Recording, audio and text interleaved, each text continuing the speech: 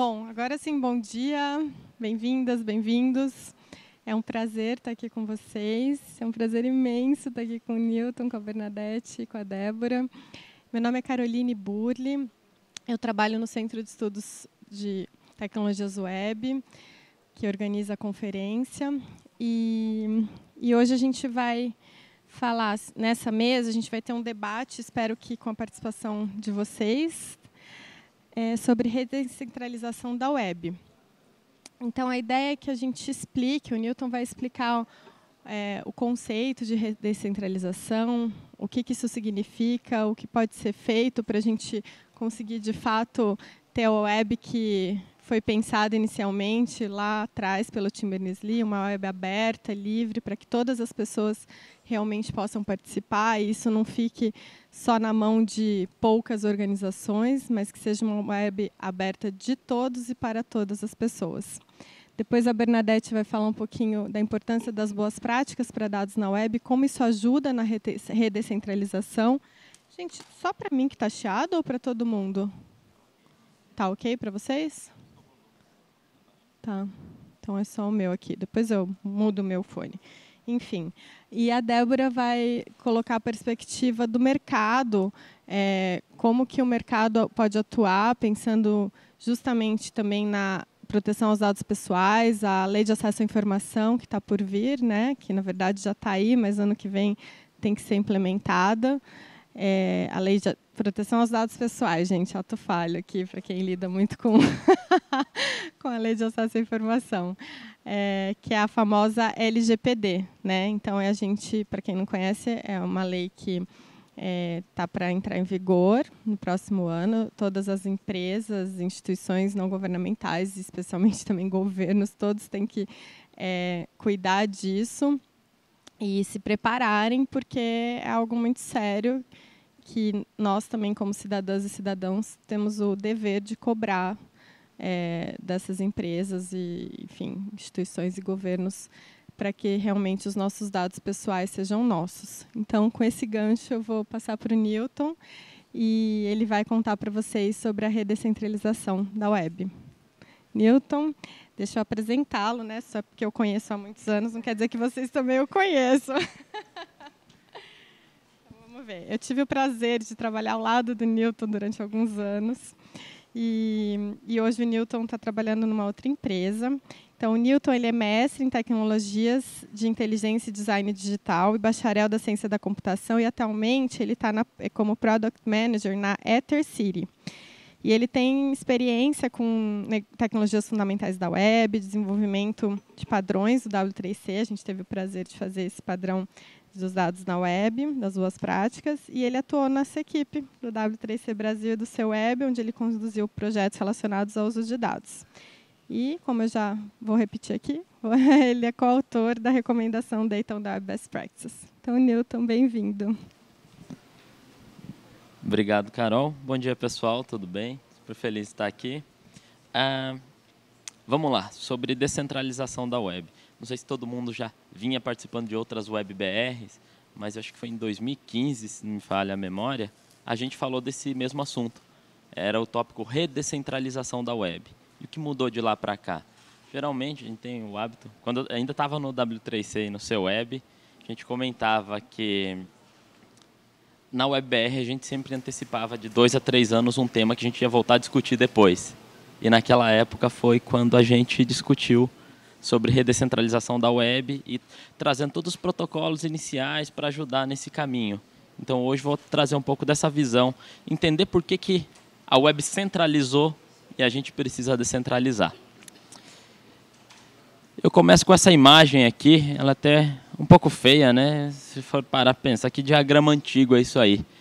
Mas alguém sabe o que é? Alguém já viu essa imagem antes? Tem ideia do que seja? Não? Dá algumas dicas aqui. Marquei, dá para ver aí onde está marcado com rosa? Fez mais sentido agora ou não ainda?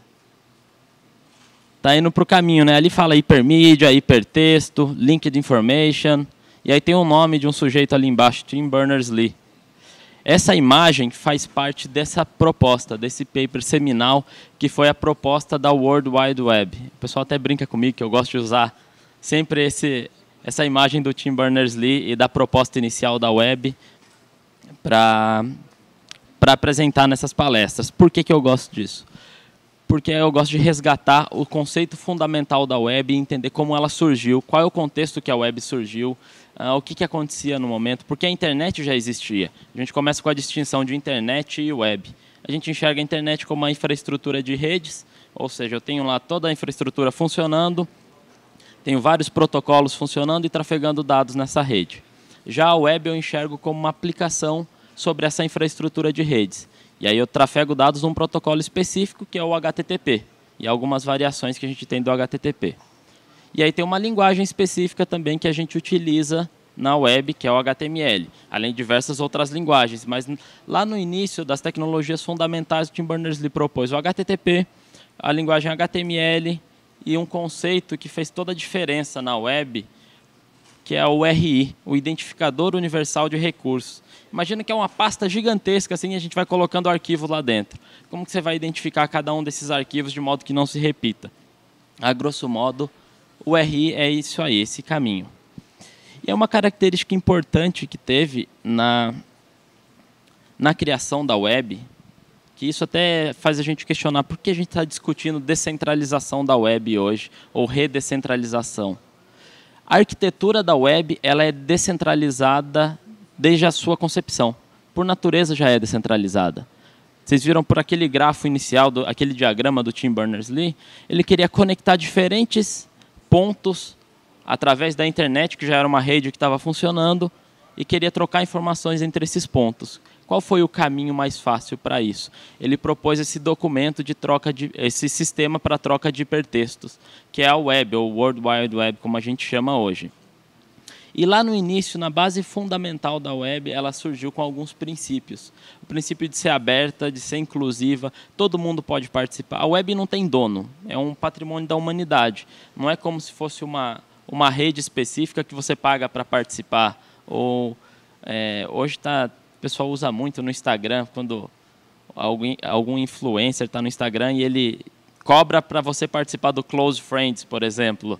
Não faz sentido isso no contexto da web. A web é aberta e todo mundo pode participar. Todo mundo pode construir para a web, criar algo, colocar um documento na web. Quando eu falo documento, estou falando a base mais fundamental da web, que é uma página HTML simples.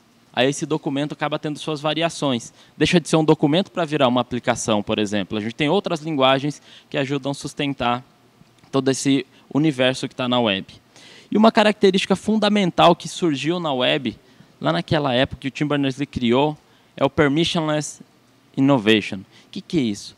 Eu não preciso de permissão para fazer alguma coisa na web. Eu não preciso pedir um aval para o governo para deixar eu colocar um site na web. Eu não preciso pedir para ninguém essa autorização. Então, isso torna a web, traz essa característica para a web, que é o permissionless.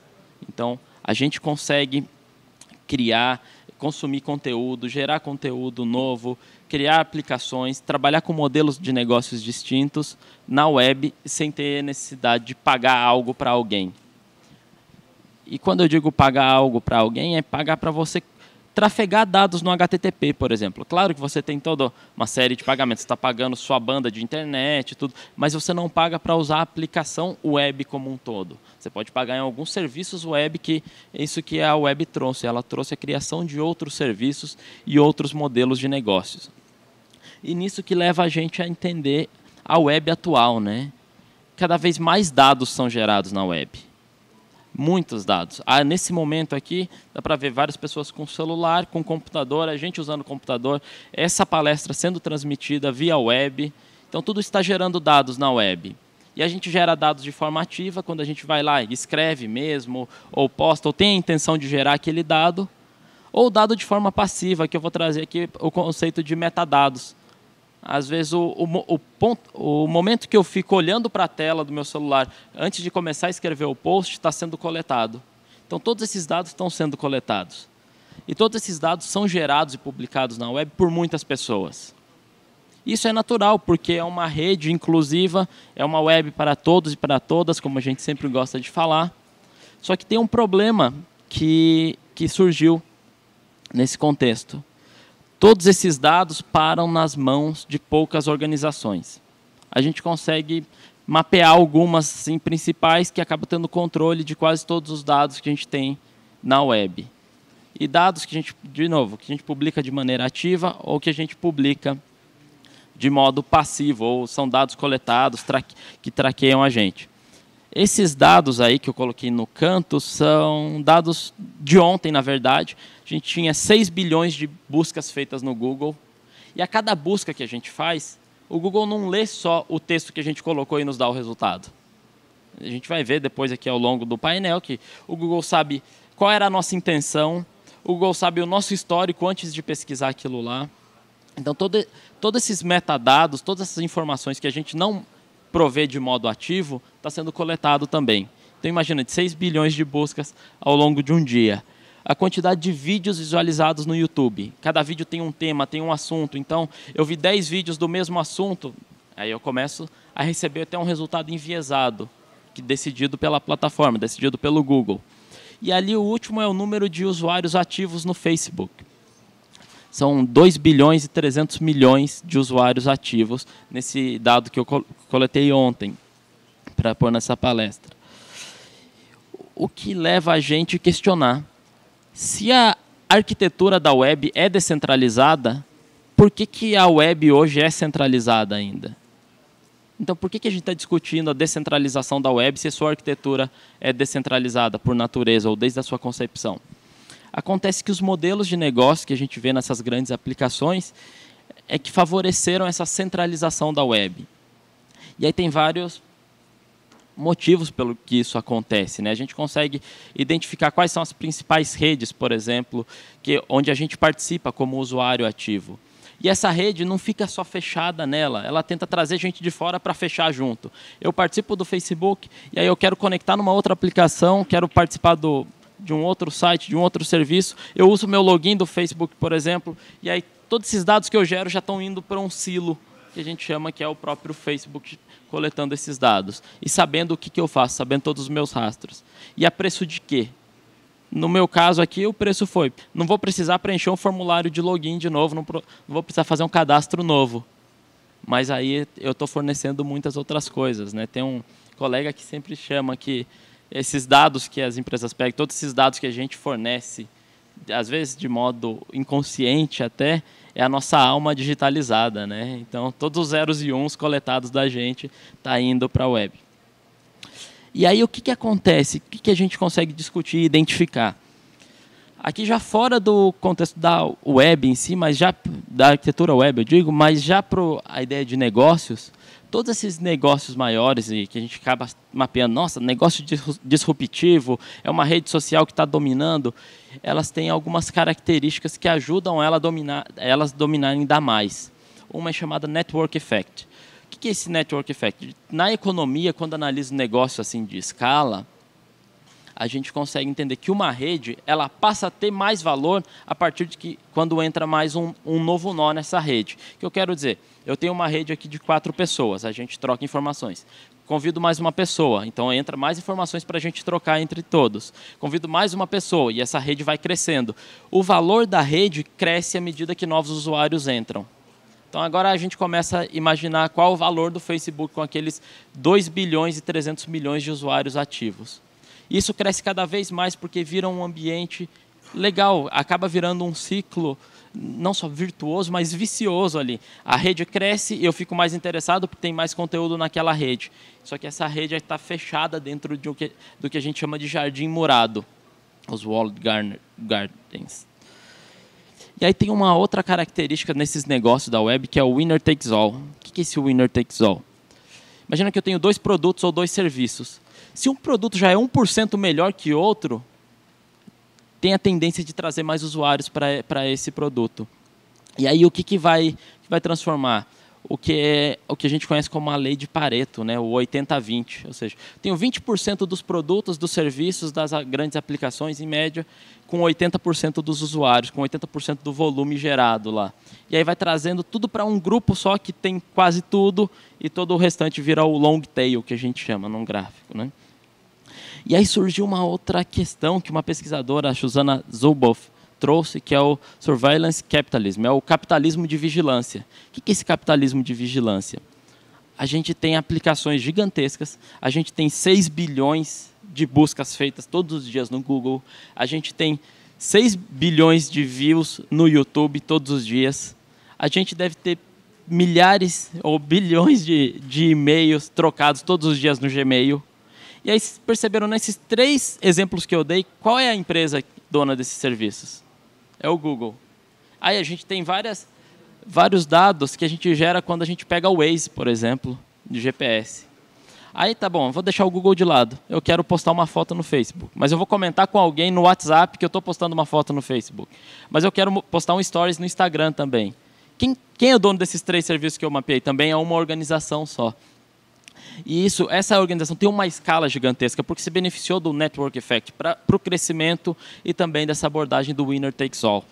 E aí gera o capitalismo de vigilância, onde, no capitalismo de vigilância, esses serviços capturam nossos dados, não só de modo para beneficiar o serviço em si, mas de modo que saiba o que nós, como usuários, estamos fazendo em qualquer momento.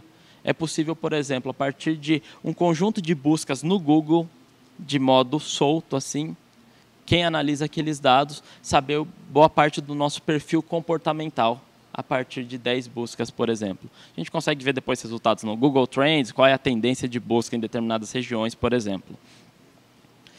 E aí tudo isso trouxe para uma ideia de competição nos negócios, que é a competição baseada no data ownership. O que é isso? Quanto mais dados eu tenho, mais forte eu fico quando eu estou competindo com outro serviço, por exemplo.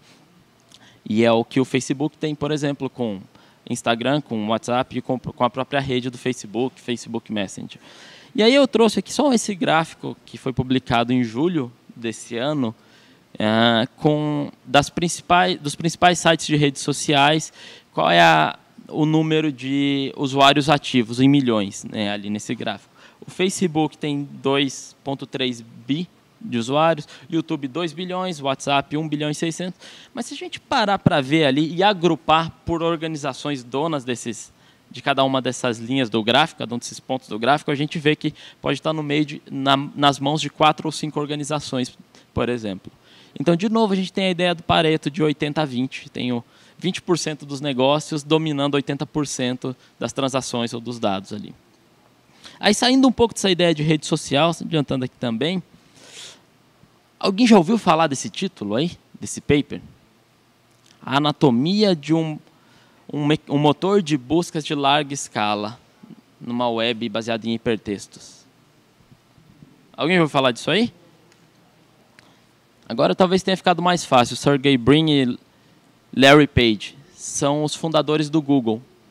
E aí esse paper é de 98, quando eles apresentaram a ideia de um buscador numa web. Como que funcionaria esse buscador na web? Toda a abordagem que o Google trouxe, a ideia do PageRank, como mapear todos os dados na web, porque até então a gente não tinha um buscador que fazia o que a gente chama de crawling na web. Eram os diretórios que a gente tinha para acessar conteúdo. Então aí veio a ideia do Google como um buscador. E aí tem um negócio interessante que lendo esse paper a gente consegue observar, que é o que eles mesmos comentaram.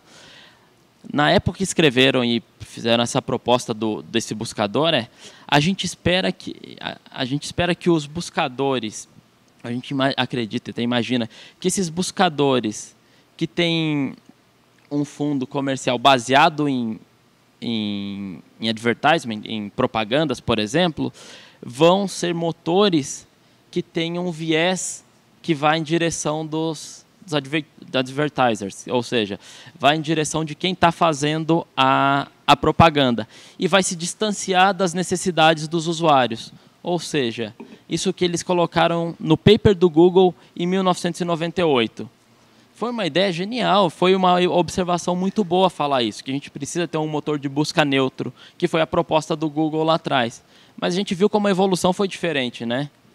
Todo o Google Ads, na verdade, toda a ideia do Google AdWords, Google AdSense, toda essa ideia de advertisement que gera muita receita para o Google. Então, o Google, quem não está claro o que é o Google Ads ou AdWords, eu acho que essa página ajuda a refrescar um pouco a memória. Você faz uma busca no Google, por exemplo, e aí estão os resultados. A busca orgânica é a partezinha ali do final e todo o restante é o resultado que vem de ads, ou do AdWords ali. Então, a gente tem que prestar atenção um pouco nessa frase que veio lá atrás do paper deles, onde um motor de busca baseado em receitas de advertisement não funcionaria para satisfazer de modo neutro as necessidades de todos os usuários. E aí aqui eu trouxe uma outra observação de um economista, o Hal Varian, e ele também é o economista-chefe do Google. Acho que entrou em 2002 para o Google. Ele fez uma observação interessante que atrás de toda transação, virtualmente, de quase toda transação virtual, tem um computador mediando.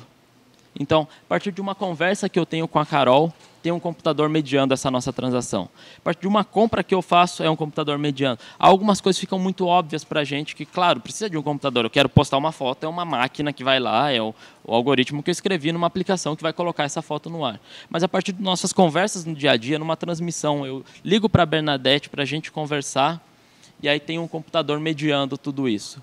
E aí o problema dessa mediação é que a gente não sabe como esses dados são tratados lá no lado da empresa em si. E aí uma outra frase do Hal Varian é que toda ação que um usuário desempenha em algum lugar é considerado um sinal que vai retroalimentar aquele sistema. A ideia de inteligência artificial também, tudo que o usuário gera no machine learning vai aprender e vai transformar esse produto num produto melhor. E aí, de novo, a gente tem a ideia até um pouco do network effect. Acaba se tornando um ciclo. Eu gero dados, melhoro esse produto. Gero mais dados, vou melhorando esse produto. E assim que todos esses produtos de escala que acabam se tornando focos desse capitalismo de vigilância cresceram e crescem assim. Então, cada ação que a gente desempenha dentro desse produto ou serviço gera um dado que vai retroalimentar esse produto ou serviço e melhorar para mim. Isso vai criar talvez até uma bolha, que eu vou ficar fechado naquilo porque é confortável para mim. Isso tem vários impactos até nas redes sociais. Aí, avançando um pouco mais aqui, alguém é familiar com essa imagem? Levanta a mão, por favor. Alguém consegue identificar o que é isso aí? Talvez quem usa a web um pouco mais de tempo vai ficar super claro. Quem conheceu o Google Reader, o falecido Google Reader, que era um leitor de feed RSS. Esse ícone aí é o que representa o feed RSS. Depois a gente até discute melhor o que é isso para entender. Mas não faz tanto sentido eu pensar em feeds RSS hoje, porque criamos tantos jardins morados que o consumo de um feed já não está deixado de lado. Tipo, não está fazendo mais sentido. Só que o feed RSS é um ponto claro da descentralização. Eu consigo consumir numa plataforma minha dados gerados em outro lugar, em outro ambiente. E eu consigo consumir tudo isso sem ser o dono desses dados. E eu acho fantástico isso. Eu gosto muito de ouvir podcasts. Não sei se vocês têm esse hábito também. E eu gosto de assinar os podcasts, o feed RSS dos podcasts. Aí eu venho ficando desanimado mesmo, porque cada vez que eu quero ver um podcast, tem uma maldita propaganda lá que eu não consigo mais assinar o feed. Eu tenho que criar uma conta no Spotify, procurar o podcast lá. Claro, o Spotify vai me oferecer um serviço muito bom, uma aplicação muito bonita, mas eu tenho um preço, que eu vou ter que criar uma conta lá, e aí eu tenho que consumir só o que está dentro da rede do Spotify. Agora a gente está conseguindo questionar ainda, né? Estou consumindo só o que está na rede do Spotify e estou vendo a decadência dos outros meios de consumo de RSS de podcast, por exemplo. Só que imagina no futuro, mais 10 anos aí, 5 ou 10 anos na nossa evolução, que é super rápida nesse contexto da web, se todo podcast, uma pessoa nova passa a usar a web e fala, quero ouvir um podcast, ela acredita que todo podcast só tem no Spotify, não tem mais naquela web aberta que a gente imaginou. Isso é um risco que a gente traz. E aí lembra que lá no começo da palestra eu disse que o Tim Berners-Lee propôs, junto com o paper, 3 conceitos, né? A tecnologia do HTML, que é a linguagem, o protocolo HTTP em um outro conceito, que é o de URIs, que eu consigo identificar cada recurso na web de modo descentralizado. No Spotify eu não tenho mais, eu mato o conceito do URI, porque eu não consigo, eu usando o Spotify, mandar um link de um episódio do podcast para você que quer ouvir num outro leitor seu. Aquele link se transforma em um link Spotify e não um link que eu consigo compartilhar fora da web em si. E aí isso tudo traz riscos. Eu trouxe só o exemplo do Spotify, mas a gente tem isso nas redes também, como um todo. E aí eu quis trazer essa observação do Tim Berners-Lee, quando a web fez 28 anos, né, em 2017. Ele falou, gente, calma aí, não está no caminho como eu planejei. Eu planejei uma arquitetura descentralizada, planejei uma arquitetura que ia funcionar aberta para todos. Por que a gente está muito centralizado? Por causa dos modelos de negócio, a gente entendeu o que levou à centralização. E aí o Tim Berners-Lee traz essas 3 observações. A gente perdeu o controle dos nossos dados pessoais. Às vezes não estava tão óbvio, mas agora passa a fazer mais sentido que a gente perdeu mesmo. Os dados que eu gerei para o Facebook estão lá. Estão todos lá e estão no Facebook, não estão comigo aqueles dados e eu deixar o Facebook consumir, por exemplo. Quando eu consenti que ele pode consumir aqueles dados. Isso faz com que se torne muito fácil a gente difundir desinformação na web. Imagina que eu estou naquela rede fechada, eu acredito que todo o conteúdo interessante é gerado lá, e aí todos os algoritmos foram me enviesando ali para aquele perfil de comportamento e perfil de gosto que eu tenho na rede, e aí vai me levar, surge um artigo que tem um título que me atrai, eu vou consumir aquele artigo. Por quê? As redes como essa, esses silos fechados, priorizam muito mais o engajamento do que a diversidade. É muito mais interessante para mim, como um usuário, ter mais engajamento, ou também para a rede, ter mais engajamento naquela rede fechada, trazer o network effect, do que ter uma diversidade que vai tornar essa rede não tão fechada, mas mais distribuída. Então, isso acaba levando à desinformação. E aí um outro ponto que o Tim levantou, que a propaganda política online precisa de transparência. A gente já sabe que até na própria TV já é complicado a gente ver propaganda. Imagina quando você vê um artigo que imediatamente vai confirmar um viés que você já tem. Fica um risco muito grande. Você perde contato com outras fontes que vão te questionar, que vão fazer você se questionar se aquilo é certo ou não. E aí, indo para a linha técnica, até para já encerrar aqui minha apresentação, queria comentar que a web é baseada em protocolos descentralizados. A gente tem isso. Desde o HTTP como um todo, mas eu trouxe alguns mais recentes, assim, o ActivityPub, o IPFS, que é uma rede totalmente descentralizada, e todos os padrões relacionados a Linked Data também são descentralizados e abertos. E aí tem algumas aplicações, como o Mastodon, não sei se alguém já viu, é uma aplicação tipo o Twitter, de consumo de rede social também, só que descentralizado. Tem o PeerTube também, que é para transportar ou transmitir vídeos na web de maneira descentralizada. E aí tem o Solid, que eu coloquei ali até com um pouco mais de destaque, que é a proposta da equipe do Tim Berners-Lee para permitir um framework que permita a gente criar aplicações que consomem dados de maneira descentralizada. Eu não preciso ficar com os dados da Carol se ela vai usar a minha aplicação. Ela pode ter o controle dos dados dela e usar a minha aplicação mesmo assim. E aí até coloquei essa imagem aqui, que é a startup do Tim Berners-Lee. Ele criou, junto com outros sócios, uma empresa para fomentar, trazer modelos de negócio que vão em direção à descentralização da web, que o consumo de dados seja consciente. E aí, para encerrar, queria encerrar com essa frase do Tim Berners-Lee, porque a gente percebeu que, arquiteturalmente, a web já é descentralizada. A gente viu que todos os protocolos são descentralizados também na web. Mas a web centralizou devido aos modelos de negócio que ela possui.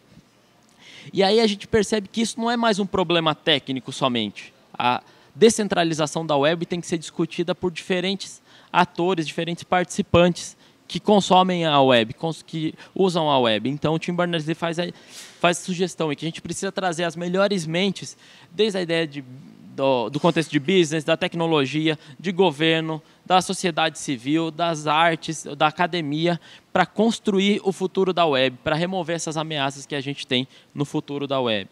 Eu acho que isso também vira um convite para todos nós, de alguma forma, conseguirmos construir a web que nós queremos, pessoal. Muito obrigado e aproveitem o evento. Obrigado.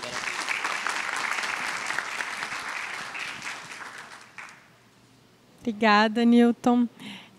Pessoal, a gente vai deixar o debate para o final das apresentações, tá? Então, eu acho que eu vou aproveitar esse gancho, especialmente quando o Newton mencionou aqui a importância dos padrões da web, que eles são já feitos para a redescentralização, né? Na verdade, eles foram feitos para a web continuar descentralizada, né? Esse redescentralização é essa busca toda que o Newton falou da importância dela para a gente. Então, justamente com base nesses padrões e focando no Data Activity, que é a área de dados na web do W3C, que é a web que a gente vive atualmente, né? Essa explicação toda que o Newton deu, ela faz sentido na web atual, que os nossos dados estão sendo consumidos. Quando a web começou lá atrás, era uma web de documentos que foi migrando, então hoje a gente está já nessa web de dados. E aí que a Bernadette vai explicar para vocês a importância, de uma maneira geral, desses padrões, com foco justamente no padrão mais atual do W3C. Enquanto ela coloca, eu vou até pedir para o pessoal lá atrás colocar nessa tela aqui, para vocês verem a tradução oficial que saiu hoje desse padrão, que ela vai contar para vocês. Então, é um padrão. Os padrões do W3C, eles são todos em inglês. Eles são construídos mundialmente, mas a gente acaba, enfim, ficando refém do inglês, né?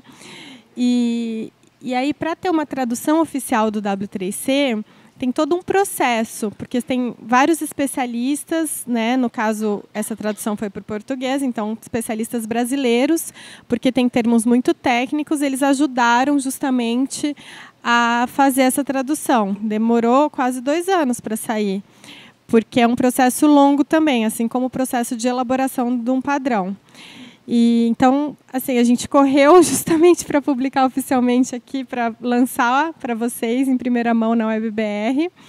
E aí está o link para vocês poderem ver, e a Bernadette vai falar mais por que isso é importante e agora muito mais acessível no nosso idioma. Então, para contar um pouquinho para vocês quem é a Berna, ela é doutora em Ciência da Computação pela Universidade Federal de Pernambuco e desde 2010 ela é professora associada do Centro de Informática lá da UFPE. E ela tem uma vasta experiência na área de banco de dados na web, dados abertos e web semântica. Ela publica muitos artigos, dá muitas aulas, que são bem didáticas. E ela é uma das editoras do documento de boas práticas que eu acabei de mostrar para vocês. E assim, para quem não conhece um pouquinho do processo W3C, a gente dá uma grande importância, porque é realmente muito importante, principalmente quem desenvolve, lida com os padrões no dia a dia, sabe o quanto isso é necessário para que a gente tenha uma web que funcione em todos os lugares. E aí a Berna, ela pesquisa bastante sobre dados na web, dados abertos, os ecossistemas de dados e a integração de dados na web. Então, com muito prazer, eu vou pedir para ela contar para vocês sobre como promover essa convivência harmoniosa entre os provedores e os consumidores. Obrigada, Carol. Tá, beleza? Bom dia a todos, né? Muito obrigada pelo convite, né? É sempre um prazer estar aqui na WebBR, ainda mais, né? Nesse painel. Então, eu vou tentar fazer alguns ganchos com a apresentação do Newton, com ênfase, né, no papel das boas práticas nessa descentralização da web. Então, como a Carol falou, né, a gente trabalhou na edição das boas práticas para dados na web. Esse aqui é o link, né, da recomendação original em inglês. E o que eu vou tentar falar um pouco aqui é como é que essas boas práticas elas podem ser usadas para promover, né, uma convivência harmoniosa entre produtores, provedores, publicadores e os consumidores de dados. Então, contextualizando um pouco, né, quando a gente está falando de dados na web, a gente está falando de dados que estão na web, que podem ser facilmente acessados, facilmente descobertos. Então, a gente pode ter dados abertos, por exemplo, que estão na web, mas a gente também pode ter dado aberto que não está na web de fato, ou seja, não segue os princípios da arquitetura da web, que é aquilo que o Newton estava falando, naquela proposta original. Por exemplo, o uso de identificadores únicos para os dados, para os conjuntos de dados. Isso faz parte da arquitetura da web. Então, para o dado estar na web, ele deve seguir esses princípios arquiteturais. A gente tem também dado na web que pode ser um dado conectado, que é aquele que é o linked data, ou seja, são os dados que seguem os princípios de linked data, que usam URIs, que usam vocabulários, que usam o modelo RDF, né, definido, né, que são aquelas triplas para você poder conectar os dados mais facilmente. Você tem os dados conectados que seguem os princípios dos dados abertos. Então, a gente tem o conceito de Linked Open Data. E Linked Data, Linked Open Data são dados que estão na web porque eles seguem, né, aqueles princípios arquiteturais. Dados abertos podem ser ou não dados na web. Até porque eu também posso ter um dado na web que ele não é um dado aberto. É um dado, o dado aberto é aquele que está disponível para ser utilizado, reutilizado por qualquer um, desde que sejam, né, obedecidas as licenças de uso. Mas nem todo dado que está na web é um dado aberto. Então, aqui é só para contextualizar, né? Então, quando a gente está falando de dados na web, nesse contexto das boas práticas, a gente está falando que é um termo mais geral que pode ser usado para denotar os dados que são publicados de acordo com os princípios arquiteturais da web. Então, quando a gente publica, né, quando a gente quer compartilhar, quer trocar dados na web, a gente encontra vários desafios. Então, como é que eu vou promover a interoperabilidade? Quais formatos eu vou utilizar para poder compartilhar esses dados, para poder publicar esses dados? Como disponibilizar? Como identificar os recursos? Como gerenciar o feedback? Como manter os dados atualizados? Então, esses são alguns dos desafios que a gente identificou no grupo de trabalho das boas práticas, quando se deseja compartilhar dados na web. São desafios que são enfrentados tanto por quem publica, como por quem vai consumir esses dados. Porque, nesse contexto da web, a gente tem esses dois atores principais. A gente tem os provedores e a gente tem os consumidores de dados. Então, para que o trabalho desses provedores ele esteja de acordo com as expectativas dos consumidores, esses desafios aqui, eles precisam ser gerenciados de alguma maneira. Porque, senão, o que vai acontecer? O provedor ele vai publicar o dado, o conjunto de dados, de qualquer forma, e aquele conjunto de dados ele não vai ter muita utilidade, ele não vai ter um valor, porque os consumidores, eles não vão saber o que fazer com aquele dado. Então, é muito importante que exista esse acordo entre publicadores, provedores e consumidores de dados, para que todo o investimento que é feito na publicação de dados ele possa ser convertido em um valor agregado a partir do uso, do consumo desses dados. Então, aqui mais alguns desafios, né? Como oferecer metadados para humanos e máquinas, como permitir e restringir o acesso aos dados, como adicionar confiança, ou seja, o que eu, como provedor ou como publicador de dados, devo fazer para que o consumidor se sinta seguro em utilizar aqueles dados que eu publiquei. Então, como é que eu posso dar mais confiança para o meu consumidor? Primeira coisa, transparência, né? Transparência na forma como aqueles dados foram publicados, compreensão sobre aqueles dados, né? Facilidade de uso. Tudo isso vai trazer mais confiança. Como adicionar valor aos dados? Como reusar os dados de forma responsável? Porque aí a gente também tem um outro lado. Os consumidores, eles também devem fazer uso dos dados de maneira responsável, respeitando as licenças, deixando claro qual foi a origem dos dados que foram utilizados, disponibilizando aquelas aplicações, as análises que foram feitas com os dados. Como realizar o versionamento dos dados? Esse é um outro grande desafio, porque não basta você publica um conjunto de dados uma vez, aquele conjunto de dados ele vai passar por atualizações, e não é simplesmente tirar uma versão anterior e colocar uma nova versão, senão você vai quebrar quem estava utilizando aquela versão que foi removida. Então, é muito importante gerenciar de forma adequada o versionamento dos dados. Então, aqui fica, né, a pergunta, né, para vocês.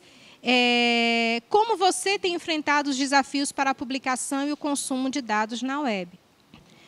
Por que isso, né, eu vou mostrar aqui algumas perguntas para vocês fazerem uma reflexão de como é que esses dados têm sido publicados e consumidos na web, porque não basta não basta só disponibilizar um arquivo PDF, ou então não basta dizer agora todas as instituições, todas as organizações vão publicar dados para que isso não fique na mão de uma ou outra organização.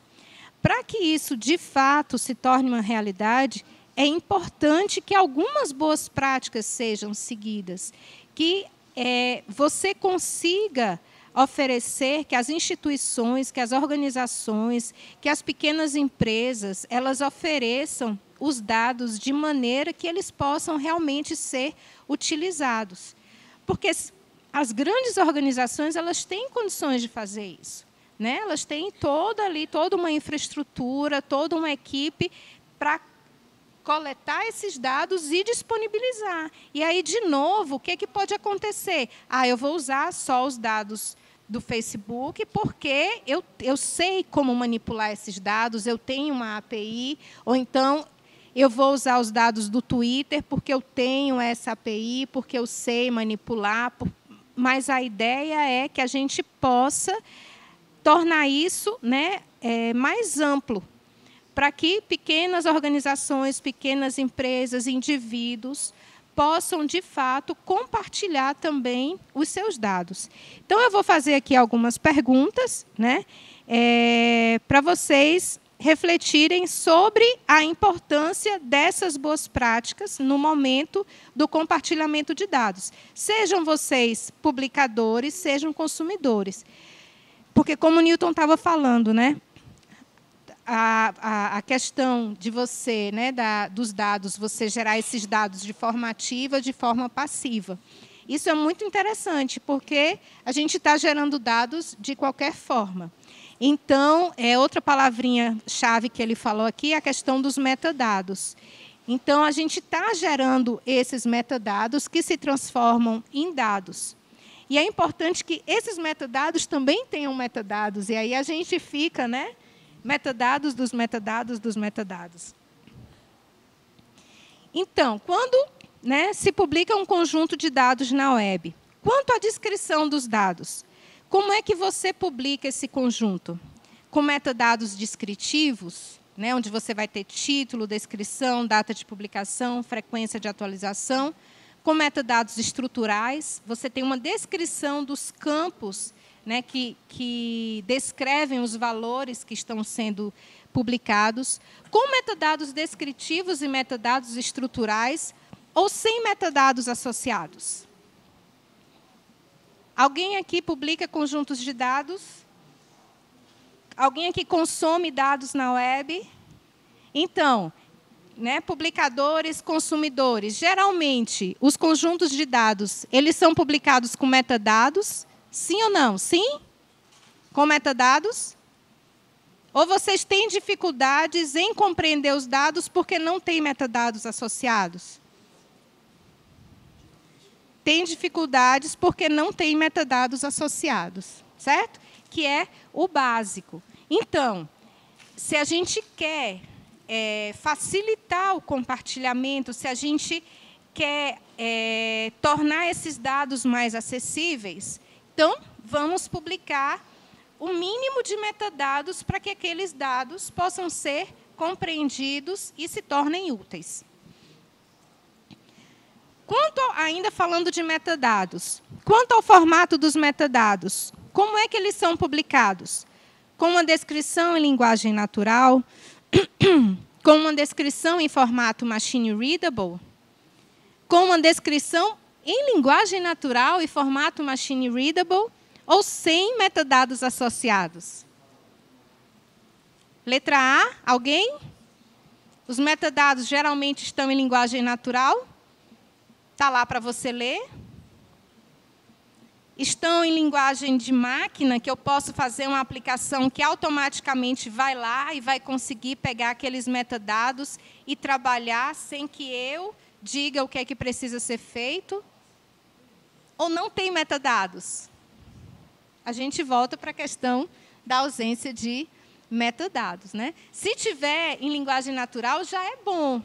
Mas se tiver em linguagem natural e linguagem de máquina, melhor ainda, porque você facilita o acesso automatizado àqueles metadados. Quanto à licença dos dados, como é que os conjuntos são publicados? A licença de dados ela está lá disponível em linguagem natural. A licença de dados está disponível em um formato machine readable, ou seja, além de eu ter aquela descrição, né, como, imagine um conjunto de dados que está publicado, tem uma página HTML que descreve o conjunto, e associado, por exemplo, embutido naquela própria página HTML, eu tenho lá os metadados, né, em linguagem de máquina, ou eu tenho um outro arquivo associado com a descrição em linguagem de máquina dos metadados, certo? Para ficar um pouco mais claro. E parte desses metadados inclui a licença, que pode ser só a descrição lá na página HTML, como pode ser um formato machine readable. Eu posso ter as duas coisas ou eu não tenho licença. A licença ela é fundamental para que quem vai usar os dados saiba o que fazer com aqueles dados. É o acordo que vai ser estabelecido entre o publicador e o consumidor. Se esse acordo não é pré-estabelecido, como é que o consumidor vai saber o que ele pode fazer? Se ele fizer algo que ele não deveria, o publicador, o provedor, não tem nem como questionar, porque ele não deixou claro quais eram as regras do jogo. Quanto à forma de acesso, como é que os dados são publicados? Um arquivo disponível para download, um conjunto de dados ele fica disponível por meio de API, ou você tem as duas coisas? Você tem o download e você tem a API. Perfeito. Quanto mais formas de acesso, melhor, porque você vai atingir um público maior. A gente tem sempre que lembrar que, nesse contexto da web, os atores, em geral, eles não se conhecem.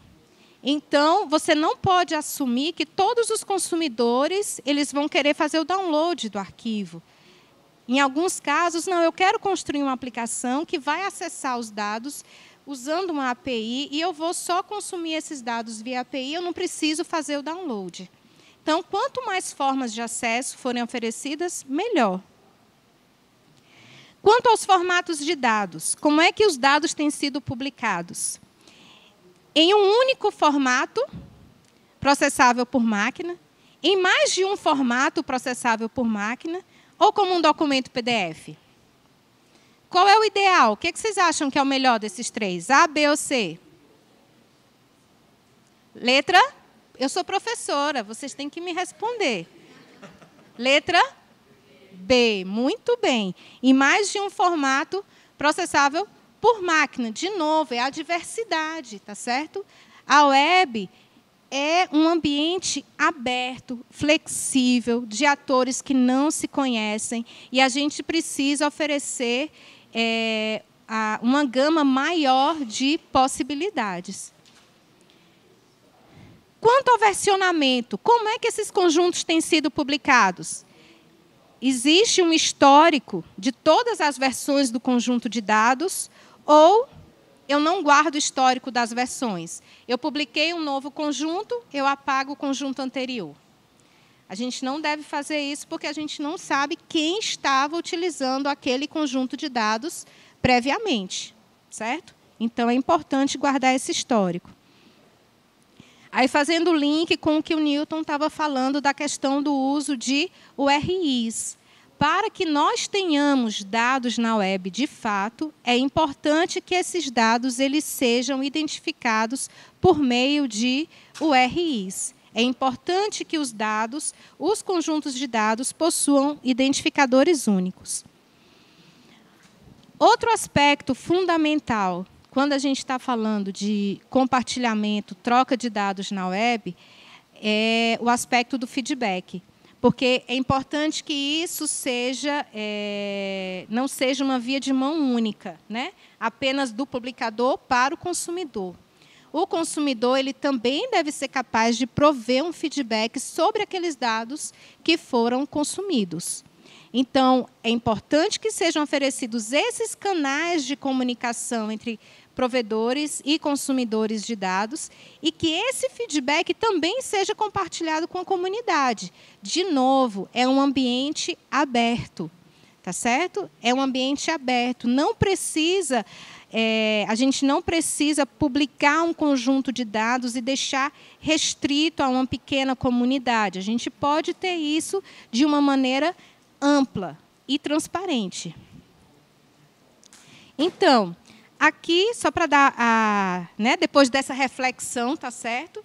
Existem outras perguntas, porque essa aqui é uma versão pocket da apresentação, mas façam essa reflexão, né, como publicadores e consumidores de dados, e vejam se a forma como os dados estão sendo compartilhados, de fato, está contribuindo para a descentralização da web. E aí, o que eu vim falar, né, fica como reflexão para vocês. Como é que essas boas práticas, elas, de fato, podem contribuir para essa descentralização?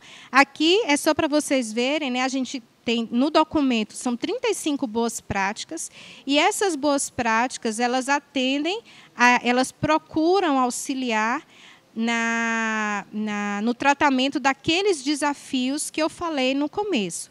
Então, aqui, como a Carol já falou, já mostrou, esse é o link do documento original. Outra característica importante das boas práticas, que vocês também vão encontrar lá na recomendação, é que a gente identificou uma série de benefícios que podem ser obtidos a partir da adoção das boas práticas. Isso também é muito legal, porque o que a gente quer?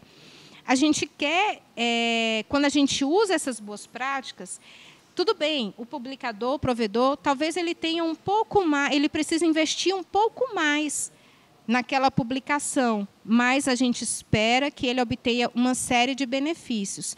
Um deles, por exemplo, é o reuso. Todas as boas práticas elas vão contribuir para o reuso, ou seja, para aumentar o reuso, para facilitar o reuso dos conjuntos de dados. E o que é que a gente vai ganhar com isso?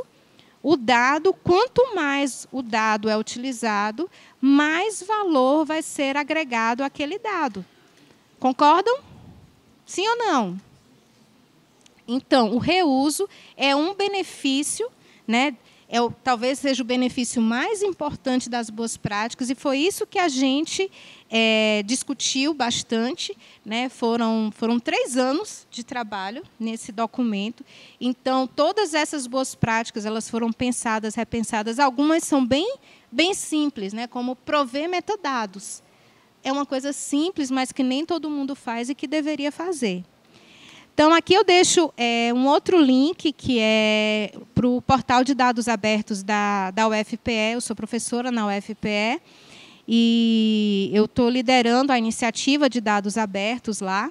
Então, a gente está com uma versão beta, tá certo? Né? Quem for acessar agora vai ver que só tem 2 conjuntos de dados, por favor, né? Não interpretem mal. A gente está trabalhando na abertura dos conjuntos de dados. A gente está com toda a infraestrutura montada.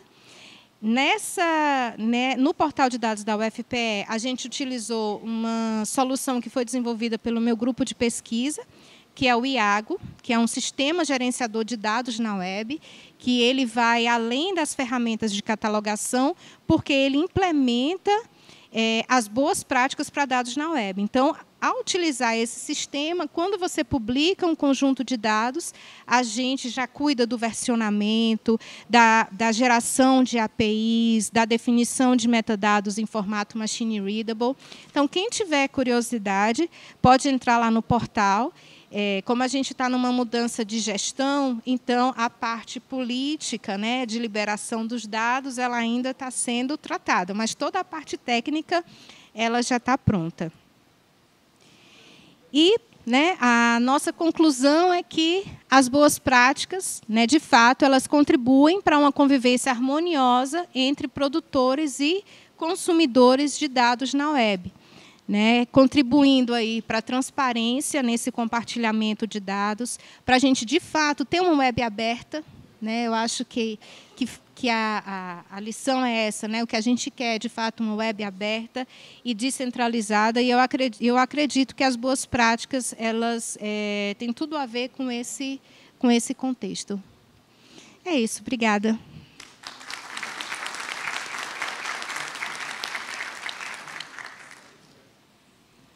Obrigada, Berna.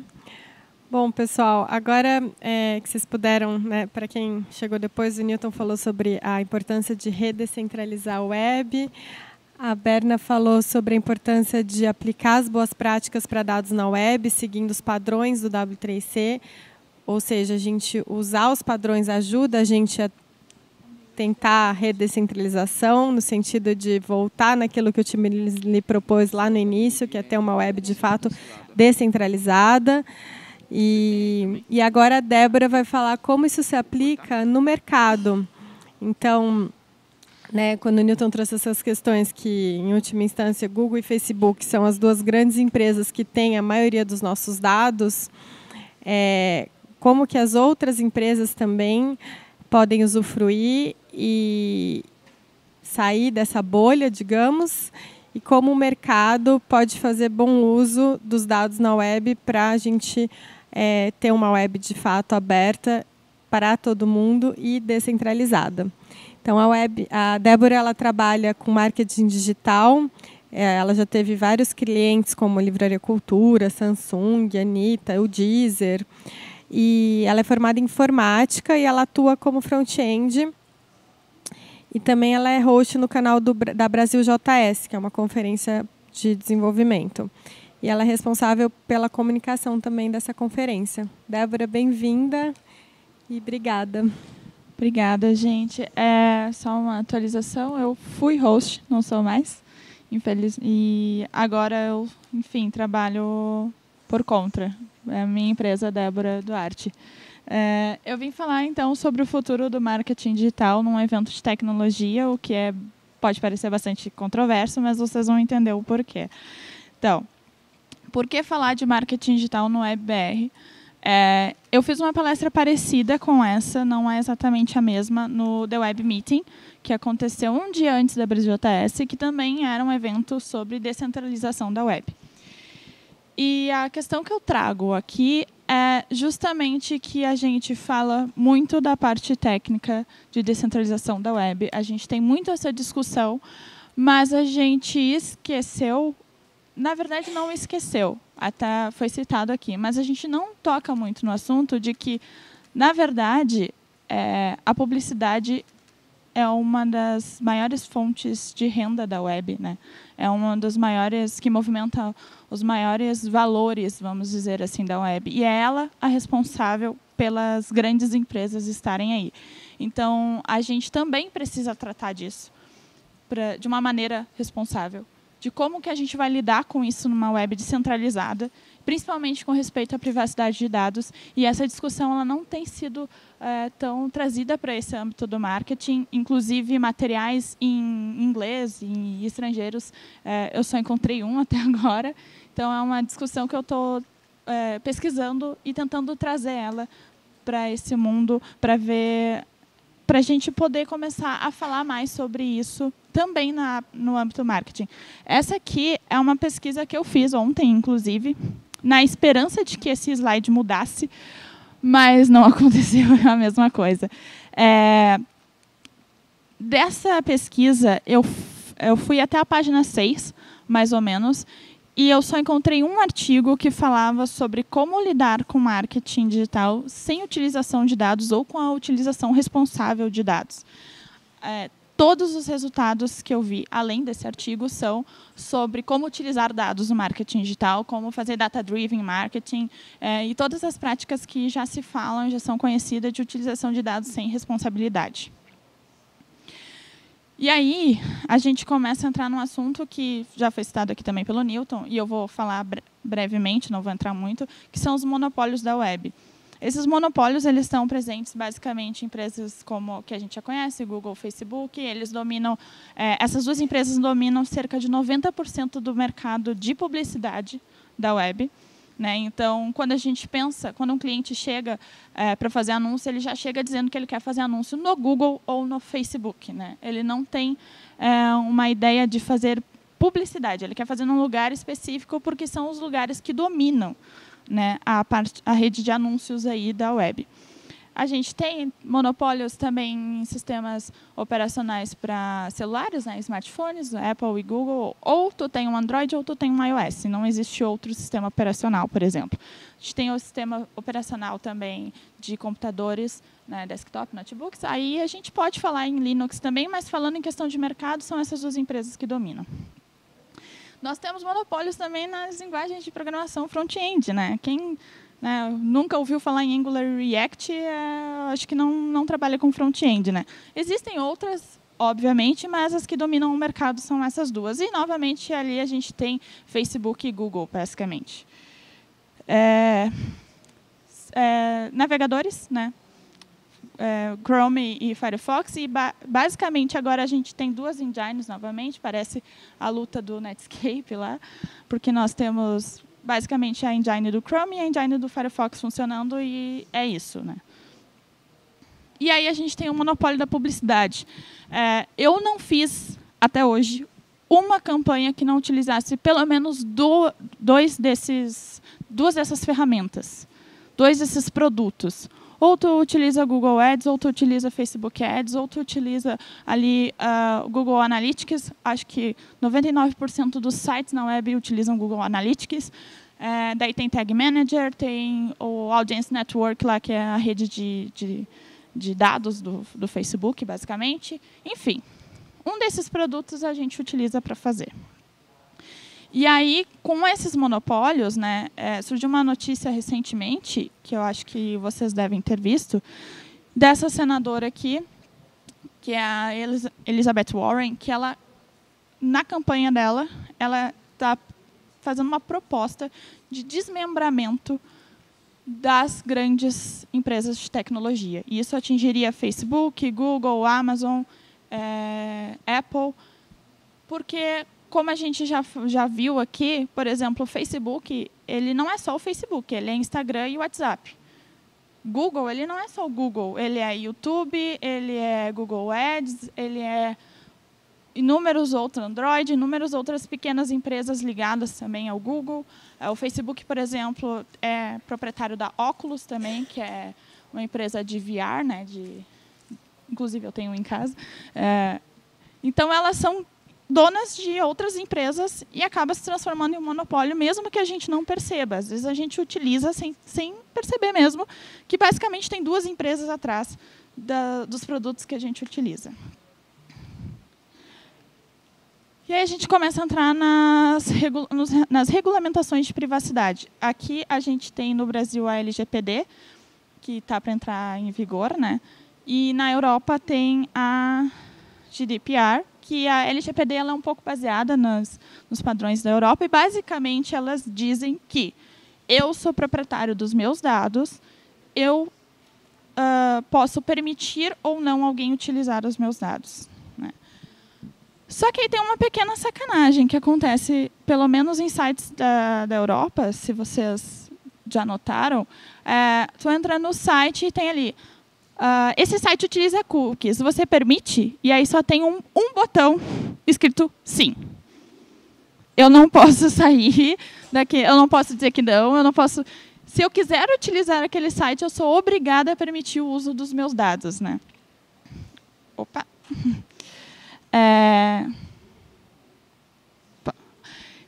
Então, assim, existe a regulamentação, mas ela não está sendo utilizada de forma correta. E eu fico imaginando como vai ser no Brasil, que a gente já tem esse padrão, né? E aí eu começo a falar aqui na questão de marketing. O primeiro ponto fundamental, na minha opinião, é transparência. Se eu vou utilizar os dados, eu tenho que informar que eu estou utilizando aqueles dados e para que eles vão ser utilizados. Qual o fundamento daqueles dados? Né? Qual o objetivo da utilização? Eu vou utilizar para publicidade, eu vou utilizar para melhoramento da minha aplicação. Para que eu vou utilizar aqueles dados? Porque o usuário não adianta só eu informar que eu vou utilizar, mas eu não vou dizer o porquê. Eu vou fornecer para terceiros, a gente não tem essa informação hoje, por exemplo. Eu vou fornecer esses dados para terceiros. E uma coisa muito interessante que eu me deparei, até poderia ter botado o print aqui, numa daquelas termos de privacidade de um site que eu fui utilizar, tinha assim que eles não garantiam a utilização desses dados e que se eles fossem utilizados para fins duvidosos, não era problema deles. Eles foram bem transparentes, né? Mas de uma maneira errada também. E aí eu trago um projeto que também é do Tim Berners-Lee e tem a ver com o Solid, que é o Data Transfer Project. Ele está sendo desenvolvido em parceria com MIT, Facebook, Google, Microsoft e Twitter. É interessante ver que justamente essas empresas que a gente meio que ataca estão trabalhando também nesses projetos, porque é uma coisa que é um movimento que ele vai ser inevitável, né? Quanto mais a gente toma conhecimento do poder dos dados, mais a gente fica preocupado com a utilização deles.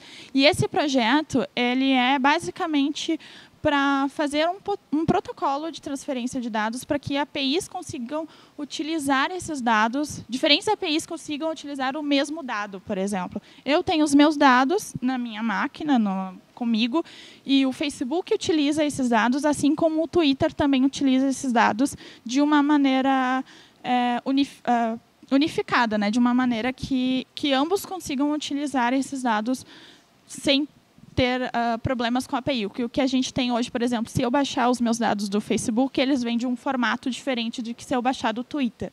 Né? Então, com esse projeto, é uma padronização da utilização dos dados. E aí, ele vai permitir com que eu apague os meus dados de uma maneira mais simples também, em conjunto com o Solid e com outras iniciativas, eu teria um controle maior dos meus dados para essas aplicações. Uma outra questão que a gente tem entrado, e aí no marketing, infelizmente, essa discussão não é tão aflorada, porque as pessoas utilizam os dados sem responsabilidade, é a segurança dos meus dados. Eu não posso simplesmente coletar dados sem oferecer segurança. E a gente tem visto que grandes empresas não se preocupam com isso. Isso é só de 2018, tá? De casos de vazamento de dados. Esses dados foram utilizados para quê? Quem teve acesso a esses vazamentos? Com certeza, os meus dados estão aí também. Para que eles vão utilizar? Qual é o motivo? Qual é o objetivo? Eu não sei, eu não tenho controle disso. As empresas simplesmente vazaram os meus dados. Né? Alguém foi lá e não implementou eles com segurança suficiente, não teve um engenheiro de dados envolvido ali, e uma pessoa, muitas vezes de maneira muito simples, acessou esses dados e vazou. Inclusive, aconteceu algo parecido com a Brasil ATS, a gente conseguiu contornar, mas alguém teve acesso aos dados das pessoas. Então, isso é perigoso, né? Por exemplo, o Uber também teve que pagar indenizações, né? Sites assim, ó, dados de lugares que a gente talvez nem imagina, como a Netshoes. Quem é que não compra? Nunca comprou na Netshoes? Está lá os seus dados de consumo, estão lá. Às vezes teu CPF, teu endereço, tudo isso foi vazado. O Banco Inter, por exemplo, também aconteceu vazamento, enfim. E isso está aumentando o medo dos consumidores, né? As pessoas agora já começam a ter mais medo de fornecer dados para qualquer aplicação. Essa é uma pesquisa feita por uma empresa, que foi a empresa que escreveu o único artigo que eu achei relacionado a esse assunto. Eles fizeram uma pesquisa para descobrir sobre, depois, pós-Cambridge Analytica, após o caso da Cambridge Analytica, eles queriam entender qual o entendimento das pessoas em relação à segurança de dados, né? E a gente vê que 73% das pessoas têm desconfianças, né, de empresas terem os dados. Enfim, e 83% têm cuidado. É um medo cada vez maior dos consumidores, que são pessoas que muitas vezes nem têm conhecimento técnico sobre a questão, mas elas já têm um certo medo. E aí começam também as fake news surgirem, as pessoas começam a ter um certo pavor. Então, como é que a gente vai lidar com isso no marketing, né? Se as pessoas já estão começando a ter consciência da utilização dos dados delas de forma indevida, como que a gente vai trazer essa segurança para elas? Aconteceu o caso da Cambridge Analytica, né, onde uma eleição foi manipulada. E não só essa, tá? Aqui tem a explicação, depois eu vou disponibilizar esses slides para quem quiser ler melhor, de como foi que eles fizeram a utilização dos dados do Facebook e como que eles conseguiram direcionar fake news para públicos específicos, que seriam públicos que seriam convencidos por aquelas fake news a votarem no candidato que eles queriam. Então, é um esquema bastante arquitetado. Tem um documentário também na Netflix sobre isso, que é muito interessante, eu indico vocês olharem. E nesse documentário, inclusive, foi uma das fontes que eu utilizei, tem esse caso que ocorreu em Trinidad e Tobago, do Sul, que basicamente, eles foram contratados lá, é bem polarizado, tem um grupo de políticos negro-caribenhos e outros que são representados por indianos, e eles foram contratados por esses dos indianos para que eles conseguissem convencer as pessoas a votarem. Mas as pessoas da Cambridge Analytica fizeram um esquema bem interessante, que ao invés deles tentarem convencer a votarem no grupo, nesses políticos representantes indianos, eles fizeram o contrário. Eles pegaram e fizeram uma campanha a convencer jovens negros caribenhos, que seriam a primeira eleição, a não votarem. E aí, com isso, eles conseguiram eleger o outro grupo. E aí tem a atuação da Cambridge Analytica até o momento daquele documentário. Eu não sei se alguma coisa mudou, mas esses são os países que eles atuaram, basicamente. Então, a gente entra nessa questão, nessa incógnita. A gente precisa fazer publicidade, mas a gente também precisa ter segurança de dados e manter a privacidade de dados das pessoas. O primeiro questionamento que eu faço é que tipo de dados a gente realmente precisa e se a gente precisa de dados para fazer publicidade. Eu trago uma frase que eu discordo, mas eu achei interessante, que é do Dan Zarella, que é que a gente fazer marketing sem dados é como dirigir de olhos vendados, né, de olhos fechados. Eu discordo. Eu acho que não é bem assim. Eu utilizei esse case no The Web Meeting, e eu achei interessante utilizar ele aqui também. É um case fictício, tá? Por exemplo, eu preciso fazer um anúncio da conferência da Brasil OTS. Poderia ser do WebBR também. Eu tenho um público que provavelmente gosta de tecnologia, porque a gente sabe que é um evento de tecnologia, né? Eles têm interesse, ou são desenvolvedores web, e gostam de tecnologia web, porque é um evento de tecnologia web. Como eu faria numa publicidade meio que tradicional, assim, de marketing digital? Eu anunciaria no Facebook ou no Google pessoas que tenham esses interesses, né? Então, as pessoas que são dentro desse público seriam traqueadas, provavelmente. publicidade apareceria em sites ou em páginas do Facebook, Instagram, Twitter, enfim. E elas seriam levadas até o meu site para comprar e eu teria o traqueamento de todo o hábito de consumo dessa pessoa para eu, talvez, depois fazer um retargeting ou um remarketing, né? Mas e se essas pessoas utilizarem esses navegadores? Que, por padrão, bloqueiam o traqueamento de dados. Eu simplesmente não exibiria publicidade para essas pessoas? Tem uma maneira de fazer publicidade que é um pouco antiga, que é a publicidade de contexto, que é basicamente como anunciar num jornal. Eu anunciaria em sites de tecnologia ou que falam de tecnologia web. Eu negociaria diretamente com esses sites, com esses publicadores. Às vezes é um pouco mais caro, é um pouco mais trabalhoso, mas dá resultado. Então, eu conseguiria atingir pessoas que utilizam esses navegadores, por exemplo, porque eu não precisaria ter um tracking, e porque eu saberia que os dados, o tráfego viria desses sites que eu anunciei. Eu também posso utilizar o meu próprio Analytics. Eu posso construir o Brave, por exemplo, ele permite que, se eu tiver no meu servidor um tracking básico de saber, por exemplo, de onde veio a origem da pessoa, ele permite.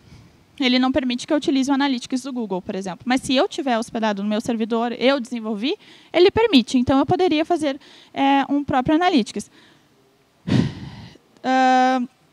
Tem um tipo de publicidade que daí foi desse artigo que eu encontrei, que eu ainda pretendo estudar mais a fundo, porque eu fiquei um pouco desconfiada por vir de uma empresa.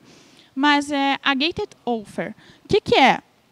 É basicamente, eu permito receber aquela oferta, eu valido se eu sou desse público-alvo, e aí, sim, eu sou impactada por essas publicidades. Eu não sou simplesmente traqueada e impactada por isso. Essa empresa, ela diz que ela é de acordo com a GDPR e que ela oferece privacidade de dados, por exemplo, e ela segue todas as regulamentações. Existe uma outra empresa, pelo que eu pesquisei, que também faz esse tipo de publicidade, mas para eu fazer esse tipo de publicidade, eu tenho que contratar essas empresas. Então, ela não é tão descentralizada assim. É uma alternativa a se pensar. Eu falei, por exemplo, de... Muito obrigada, gente. Eu falei, por exemplo, de construir meu próprio Analytics. Mas se eu não tiver tanto know-how assim para construir meu próprio Analytics ou tempo, existe essa ferramenta que ela é a Phathom, que ela basicamente tem 2 tipos de serviços. Eu posso ir lá no GitHub deles, fazer clone do projeto e instalar no meu servidor, e ele todos os dados vão estar no meu servidor. Ela faz um traqueamento básico, ela não fica perseguindo as pessoas, ela só vê qual é o comportamento dentro da tua página. Então, eu consigo entender, por exemplo, se os meus ads estão sendo suficientes, estão sendo efetivos pelo comportamento dentro da minha página, né, dentro da minha aplicação. E ela também tem uma versão paga, que ela faz a mesma coisa, só que está localizado nos servidores dele. Os servidores dele, se eu não me engano, ficam na França, então ela também é de acordo com a GDPR. Então, a ideia dessa palestra, eu não vim trazer soluções prontas, eu vim trazer discussões e coisas que estão sendo pesquisadas. Ainda é um assunto pouco falado, a gente não tem tantas pesquisas nesse ramo do quais as soluções que a gente vai trazer para o marketing, porque ele está aí, ele não vai simplesmente morrer. Ele vai continuar e a gente precisa entrar em conformidade com isso, né? E eu não vejo tanto essa preocupação no lado dos profissionais de marketing. E aí, para concluir, eu trouxe uma frase que eu fiz, parece muito arrogante isso, agora falando, mas é mais uma conclusão mesmo que eu tirei fazendo essa pesquisa toda, é que a gente não precisa ser super-heróis. A gente não pode ser os vilões. Então, se a gente quer fazer uma publicidade com responsabilidade, a gente então não faz uma publicidade sem responsabilidade. É muito óbvio isso, né?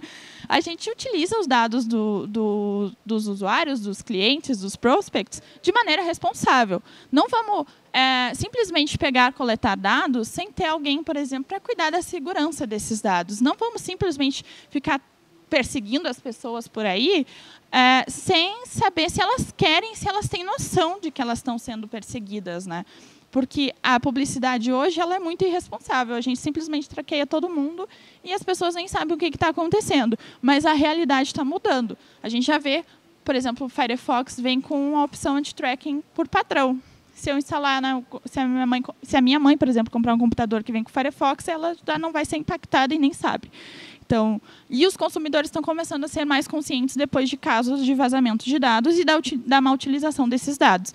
Então, a gente precisa ir contra essa maré e simplesmente não fazer a má utilização dos dados. E aí a gente tem a padronização, a gente tem as boas práticas e é só a gente seguir.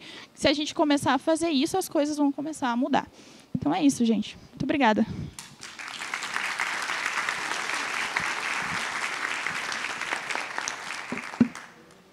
Obrigada, Débora.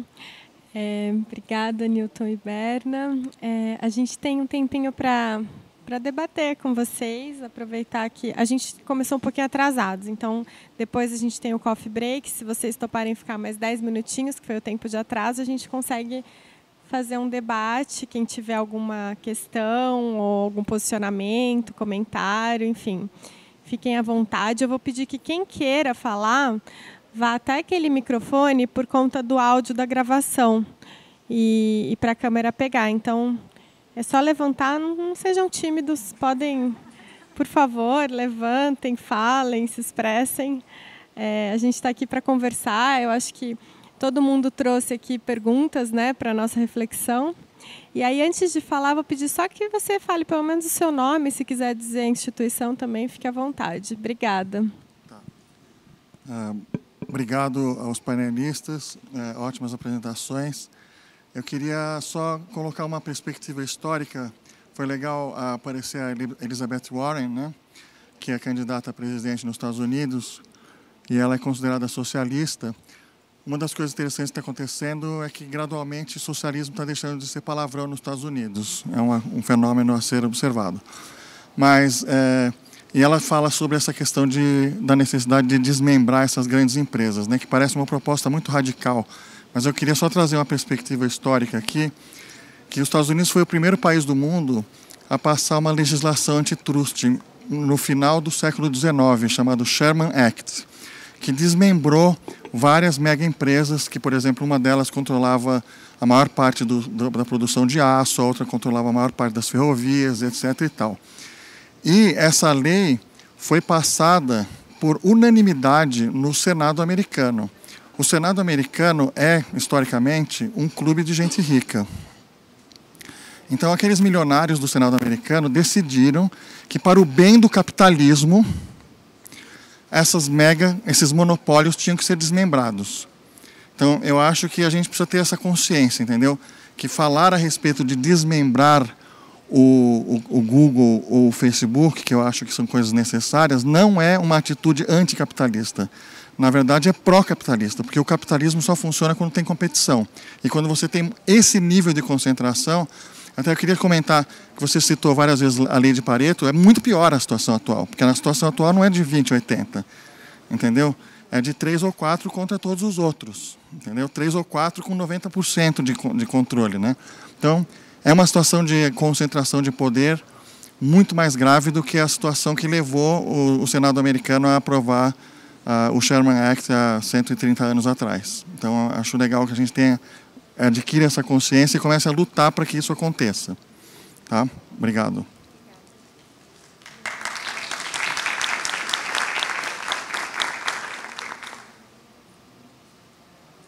Obrigada. Mais alguém, gente, quer fazer algum comentário ou alguma pergunta? Não? Está todo mundo bem, refletindo sobre as questões? Fica à vontade. Olá, tudo bem? Bom dia. Obrigado pela apresentação de todos, acho que foi muito interessante. E eu queria fazer uma pergunta, na verdade, escutar os comentários de vocês acerca de internet das coisas, né? Então a gente está num caminho, a gente teve um monte de boom sobre esse assunto, talvez 2, 3 anos atrás. A gente está num momento de descrença da tecnologia, né, talvez, mas provavelmente vai voltar e a gente vai ter uma quantidade de dados sendo gerado por uma série de sensores que vão ser absolutamente autônomos. Então, sem basicamente nenhuma interferência humana, a gente vai captar dados. Muitas vezes despersonificados, né? Eles não têm a ver com o usuário em si. Mas eu queria escutar o comentário de vocês sobre o que vocês veem do IoT chegando dentro do contexto tanto de descentralização quanto de LGPD.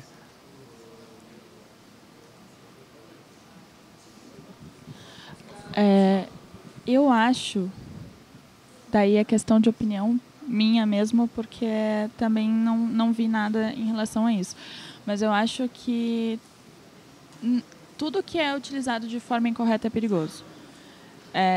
Eu, por exemplo, participei de um curso de atualização de marketing, onde as pessoas aplaudiram e acharam muito legal o Facebook colocar uma câmera dentro da nossa casa, que foi anunciado, se eu não me engano, no E-Feito desse ano. Enquanto eu entrei em desespero e pensei, meu Deus, agora eu vou ser, inclusive, filmada pelo Facebook.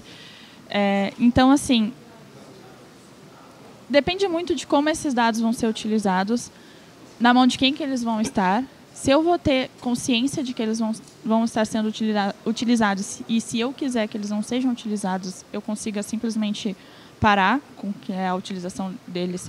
Tipo, se eu quiser que a minha geladeira não emita, sei lá, para LG, por exemplo, quantos iogurtes eu tenho dentro dela, eu simplesmente bloqueio isso e continuo utilizando a minha geladeira. Eu acho que vai bem da maneira que eles vão ser utilizados e da maneira que eu vou ter controle dessa utilização. Então, é muito perigoso.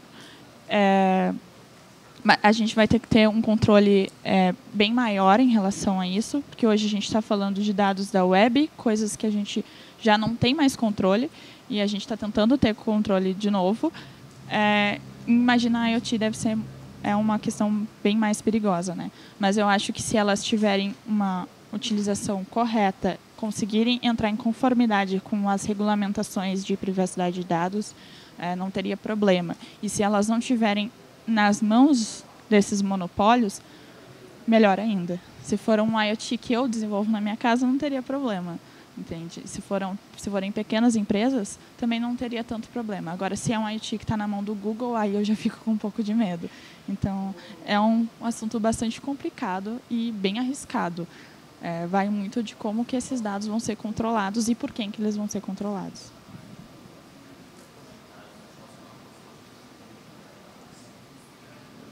Oi, agora sim. Tem só um comentário para fazer, para aumentar um pouco do medo da Débora, né? Naquela lista que a gente fez do Google, né, os serviços, tem o buscador, tem o Gmail, tem o YouTube, e depois tem o Google Ads, tem todos esses outros no contexto da web, nesse contexto digital.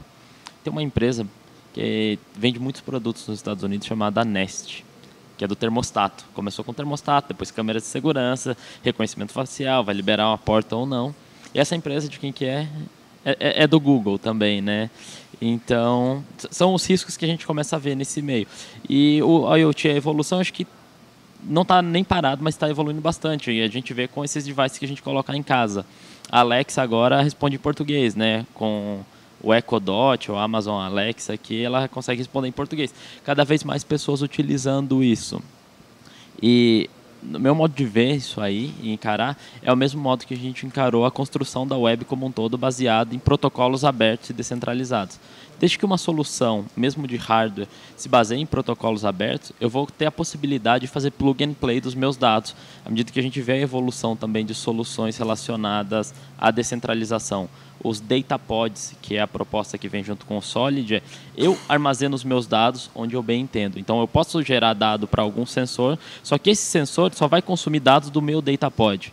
E aí eu dou as permissões para esse sensor. Ele só pode ver meus dados quando eu estou fora de casa, por exemplo, ou coisas nesse sentido. Então, são várias discussões ainda. É um ambiente crescendo, que a regulamentação tem surgido com algumas leis, mas ainda está nebuloso para todo mundo. Por isso que cabe os inputs, não só da área técnica, mas também da área de negócios e tudo mais.